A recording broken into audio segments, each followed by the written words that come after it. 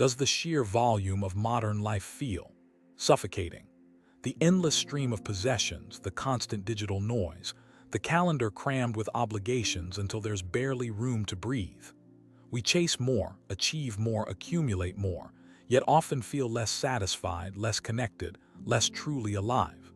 Is this relentless complexity the only way, or have we forgotten something fundamental about human flourishing? What if the most profound solution to this modern malaise wasn't a futuristic gadget or a complex new system, but ancient wisdom, waiting patiently in the texts and teachings of philosophers who lived thousands of years ago?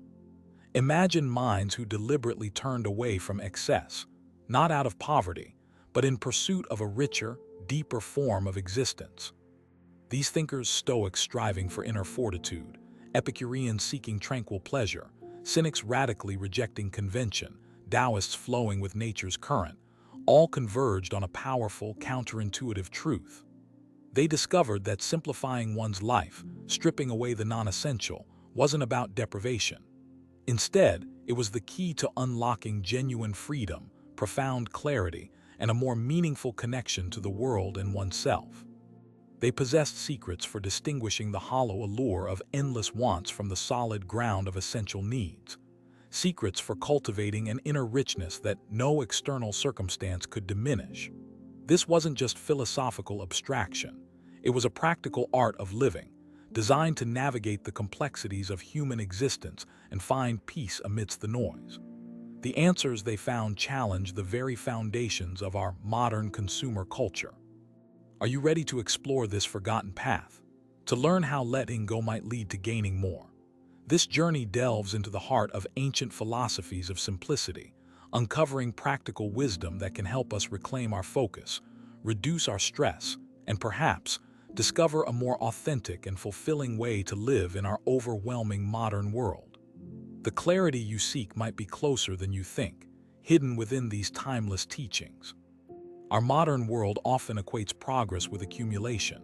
We're bombarded with messages suggesting happiness lies in the next purchase, the latest upgrade, the accumulation of experiences marketed as essential.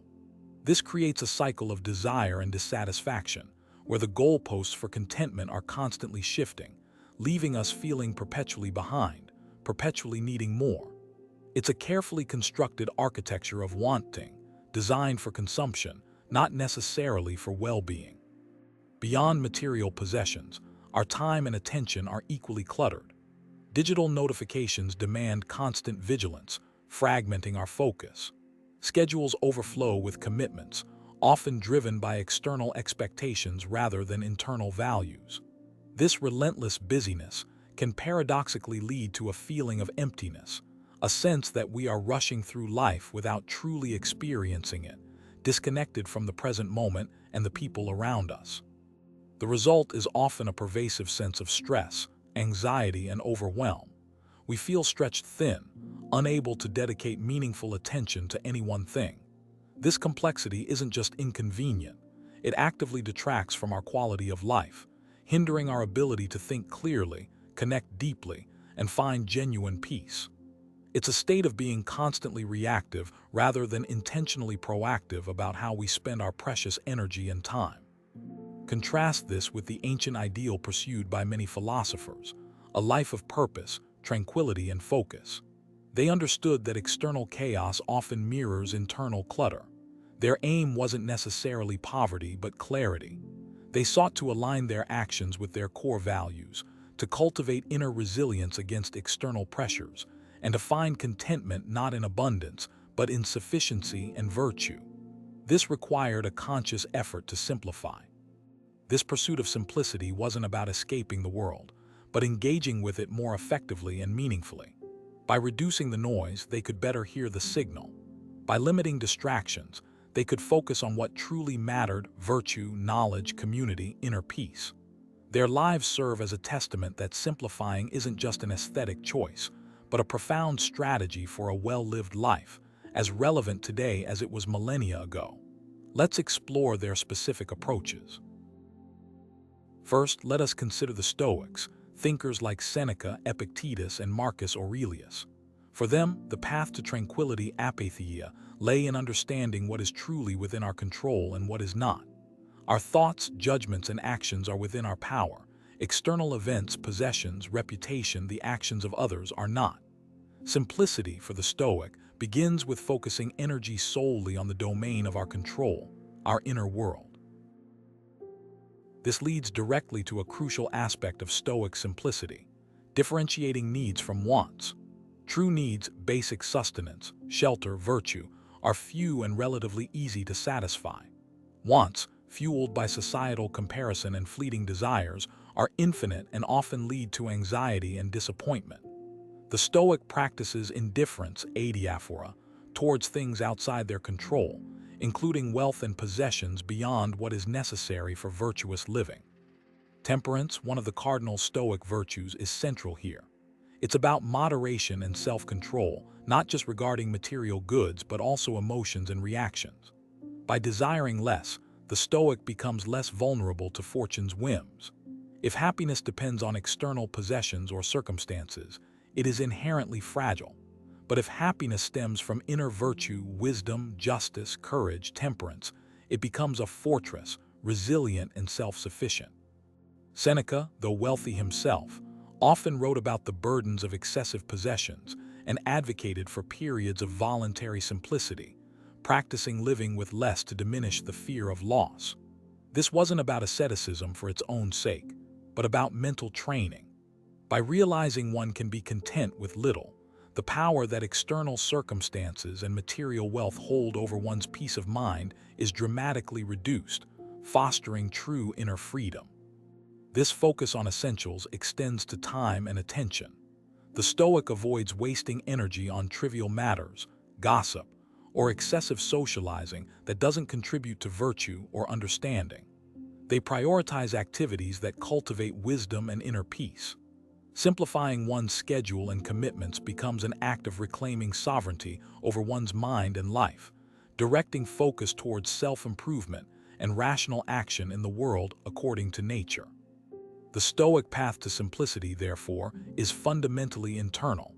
It's about mastering desires, focusing on virtue, accepting what cannot be changed, and acting rationally within one's sphere of control. Material simplicity often follows naturally from this internal state, but the core aim is freedom from inner disturbance, a robust tranquility unshaken by external fortune. It's about finding wealth within. This perspective offers a powerful antidote to modern consumerism's promise of happiness through acquisition.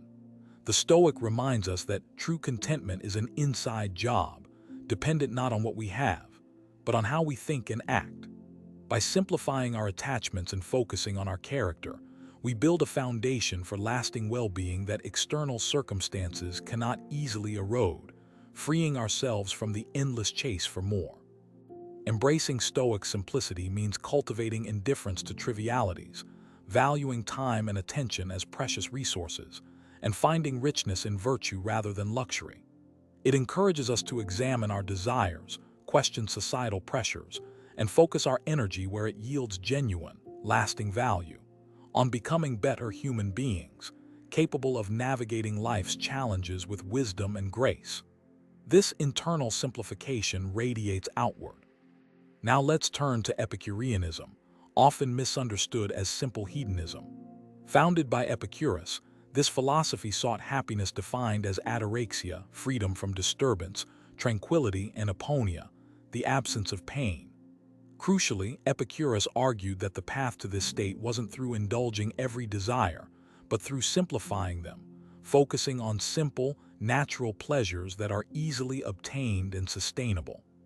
Epicurus categorized desires into three types: natural and necessary, like food, shelter, companionship; natural but unnecessary, like luxurious foods, large houses; and unnatural and unnecessary, vain desires like fame, power, extreme wealth. He argued that true happiness lies in satisfying the first category, moderating the second, and completely eliminating the third, as these vain desires are limitless and inevitably lead to anxiety and frustration. The greatest pleasures for Epicurus were not intense, fleeting sensations, but the simple, enduring pleasures: the absence of physical pain, the tranquility of the mind, the joy of friendship, and the contemplation of philosophy. These pleasures don't require great wealth or status. They are accessible through modest living and a focus on genuine human connection and understanding. Luxury often brings more trouble than it's worth. Epicurean simplicity, therefore, is about prudent hedonism, maximizing stable pleasure and minimizing pain over the long term by limiting desires to what is natural and easily satisfied. It involves recognizing that the frantic pursuit of intense pleasures or unnecessary luxuries often leads paradoxically to greater disturbance and anxiety. True contentment is found in appreciating the simple things and cultivating peace of mind. Freedom from fear, particularly the fear of death and the gods as Epicurus saw them, uninvolved in human affairs, was also crucial for ataraxia. By understanding the natural world through reason and dispelling superstitious fears, one could achieve greater mental tranquility. Simplifying one's belief system to align with rational understanding was part of simplifying one's inner life to achieve peace. Unlike the Stoics' emphasis on virtue as the highest good, Epicureans saw virtue as instrumental to achieving pleasure, tranquility. Living justly and honorably prevents disturbance from guilt or fear of punishment. Wisdom helps us choose pleasures and avoid pains effectively. The simple life, guided by reason, is the most pleasant life in the long run. In our modern context, Epicureanism challenges the idea that happiness comes from constant stimulation or acquiring luxury goods. It suggests finding joy in simple meals, genuine friendships, time spent in nature, and freedom from anxiety-inducing pursuits like chasing status or excessive wealth. It's an invitation to simplify our desires and appreciate the easily attainable sources of lasting contentment all around us. To embrace Epicurean simplicity is to consciously choose easily satisfied natural pleasures over complex artificial ones. It means cultivating friendships, seeking knowledge to dispel fear, and limiting desires to avoid the disturbance that comes from endless wanting. It's about finding the richness hidden in a life free from unnecessary turmoil, focused on stable, simple joys and mental peace. For an even more radical approach to simplicity, we look to the Cynics, most famously represented by Diogenes of Sinope. Cynicism wasn't just about simplifying desires. It was a bold rejection of societal conventions, norms, and material possessions perceived as artificial and obstructive to virtue and natural living. Their goal was autarkia, self-sufficiency, and living in accordance with nature. Diogenes famously owned only a cloak, a staff, and a cup, which he allegedly threw away upon seeing a child drink water from cupped hands, realizing the cup was superfluous. This embodies the Cynic ideal: reduce needs to the absolute minimum required by nature. Possessions were seen not just as unnecessary, but as burdens that compromise freedom and authenticity. True wealth was virtue and independence from external things. The Cynics practiced ascesis, rigorous training and self-discipline, to build indifference to hardship, hunger, and discomfort. By deliberately exposing themselves to difficulties, they aimed to free themselves from the fear of misfortune and the allure of comfort. This wasn't masochism, but a strategy to achieve maximum freedom and resilience by proving they needed nothing beyond their own virtuous character. They were known for their parrhesia, fearless, often shocking, public speech and behavior intended to critique societal hypocrisy and complacency. Diogenes' interactions with Alexander the Great, "Stand out of my sunlight," exemplify this rejection of status and power in favor of simple, natural goods. Their provocative actions aim to awaken others from the slumber of convention and attachment to artificial values.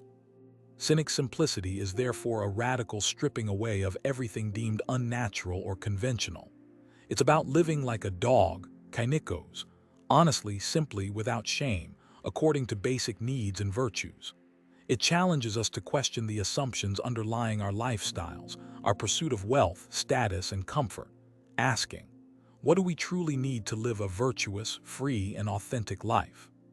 While few today might adopt the full extent of Cynic practice, their core message remains potent.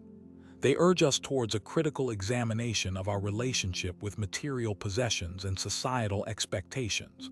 Are we enslaved by our desires for comfort and status? Could we be freer, more authentic, if we dared to need less and question more? Their example pushes the boundaries of what simplicity can mean. The Cynic legacy reminds us that simplicity can be a form of protest, a way of reclaiming personal sovereignty in a world demanding conformity and consumption.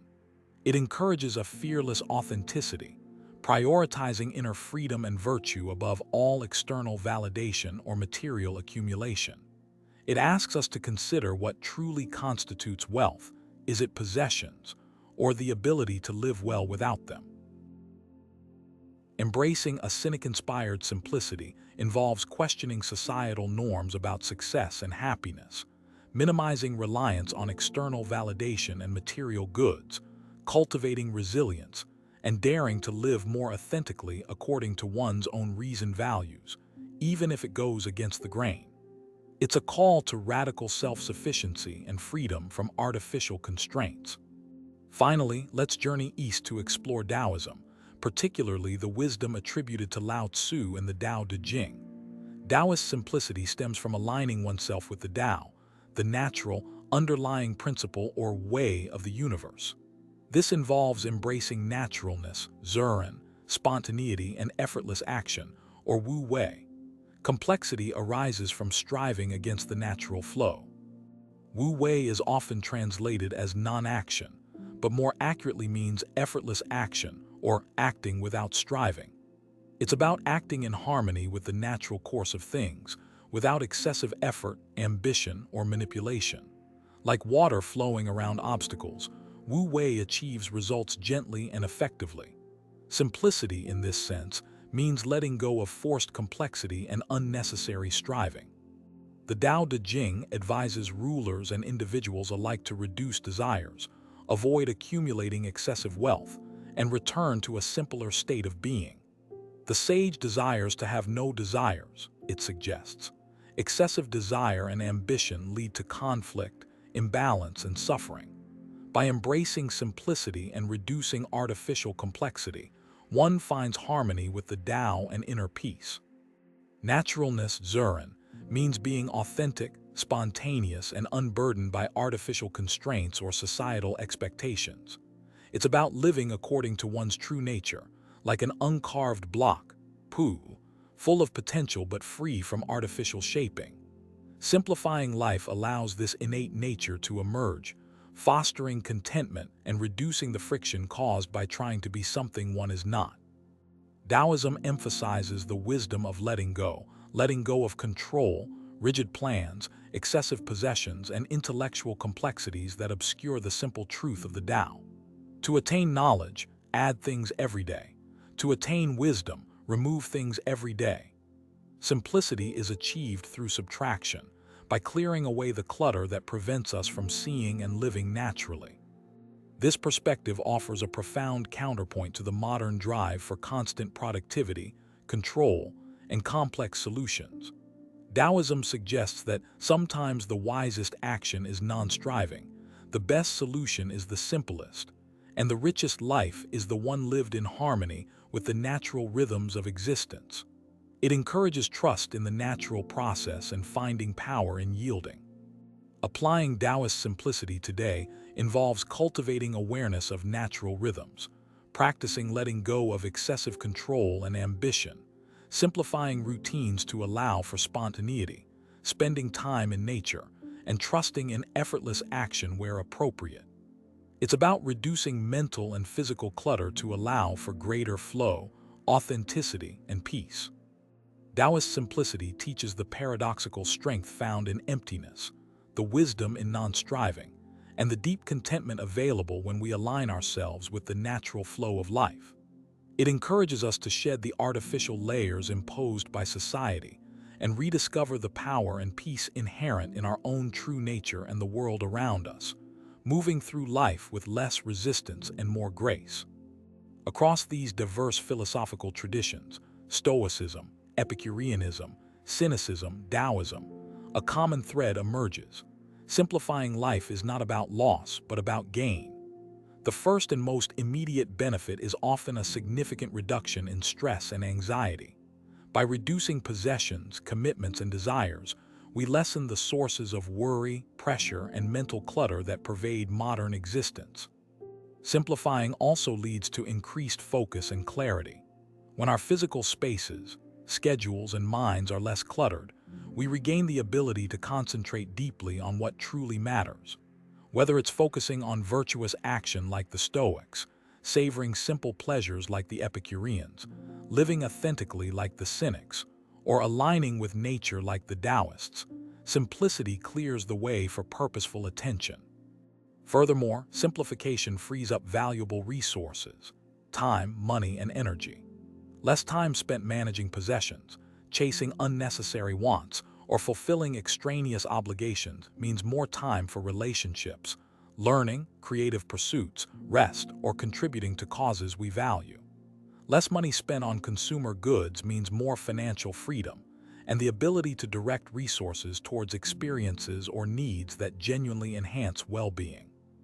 Living more simply often cultivates a greater appreciation for the simple things we previously overlooked.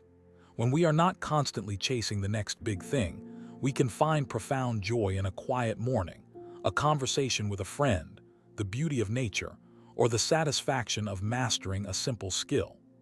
This shift in perspective fosters contentment and gratitude, finding richness in the everyday fabric of life. There's also an environmental dimension to simplicity. By consuming less, reducing waste, and focusing on needs rather than wants, a simpler lifestyle naturally aligns with greater ecological consciousness. Choosing experiences over possessions, durability over disposability, and sufficiency over excess contributes positively to the health of the planet, a benefit these ancient philosophies perhaps didn't explicitly state but inherently support. Ultimately, the combined wisdom of these philosophies suggests that simplification is a pathway to a more authentic, meaningful, and resilient life. It allows us to shed the superficial burdens imposed by modern culture and reconnect with deeper sources of well-being. Inner peace, genuine connection, purposeful action, and alignment with our true nature and values. It is liberation through intentional reduction. How can we translate this ancient wisdom into practical action today? The first step, inspired by all these schools, is often decluttering our physical space. Consciously letting go of possessions that don't serve a purpose or bring genuine value frees up not just space, but mental energy. Ask, is this essential? Does it support the life I want to live? This echoes the Stoic focus on essentials and the Cynic rejection of superfluity. Next, simplify your schedule. Examine your commitments. Are they aligned with your core values and goals? Learn to say no to obligations that drain your energy without providing real value or contributing to your well-being. Like the Stoics valued their time, protect your focus. Allow for unstructured time, embracing the Taoist appreciation for spontaneity and letting go of rigid control over every minute. Reduce digital consumption. Limit exposure to news, social media, and notifications that induce anxiety or fragmentation. Be intentional about when and why you engage with technology. Create tech-free times or zones to allow for deeper focus, presence, and connection with the physical world and the people in it. This aligns with the Epicurean goal of minimizing disturbance, ataraxia. Practice mindful consumption. Before acquiring something new, pause. Ask, is this a genuine need or a fleeting want? Can I borrow it, repair something similar, or do without? Consider the entire life cycle of the product. This echoes the Stoic distinction between needs and wants and the Cynic emphasis on radical self-sufficiency. Choose quality and durability over quantity and disposability. Shift focus from possessions to experiences, relationships, and personal growth. Invest time and resources in activities that enrich your life without necessarily adding clutter, learning a skill, spending time in nature, deepening connections with loved ones, engaging in creative pursuits. This resonates with the Epicurean appreciation for simple pleasures like friendship and contemplation. Regularly revisit the distinction between essential needs and superfluous wants, a core practice for Stoics and Epicureans. What is truly necessary for your physical health, mental peace, and virtuous living? This requires honest self-reflection, moving beyond societal conditioning. Recognize that many perceived needs in modern culture are actually manufactured desires. True freedom lies in needing less. Embrace imperfection and good enough. The pursuit of constant optimization and perfection in every area of life is a source of modern complexity and stress. Sometimes, accepting adequacy allows for greater peace and less striving, reflecting a Taoist sense of accepting things as they are and avoiding unnecessary struggle. Let go of the need to have everything perfectly curated or controlled. Cultivate gratitude for what you already have. Regularly acknowledging and appreciating the sufficiency of your current situation, focusing on abundance rather than lack, counteracts the consumerist drive for more. This practice, while not exclusive to any single school, aligns with the contentment sought by Stoics and Epicureans and the appreciation for the natural world found in Taoism. Gratitude simplifies perspective. The wisdom of the ancients offers a powerful counter-narrative to the complexities of modern life. Stoicism teaches resilience through focusing on inner virtue. Epicureanism guides us towards sustainable pleasure through limited desires. Cynicism challenges us to question conventions radically. Taoism encourages harmony through naturalness and non-striving. Each path, in its own way, illuminates the profound benefits of simplification. Simplifying isn't about rigid dogma or extreme asceticism for most of us, but about intentionality. It's about consciously choosing where to invest our precious resources, our time, energy, attention, and money. It's about clearing away the clutter, both external and internal, so we can focus on what truly contributes to a meaningful, tranquil, and authentic life aligned with our deepest values. By drawing upon these timeless philosophies, we can craft our own approach to simplicity, one that resonates with our individual circumstances and aspirations. It's a continuous practice of discernment, letting go and focusing on the essential. The result isn't emptiness, but space to breathe, to think, to connect, to grow, and to simply be free from the crushing weight of the unnecessary.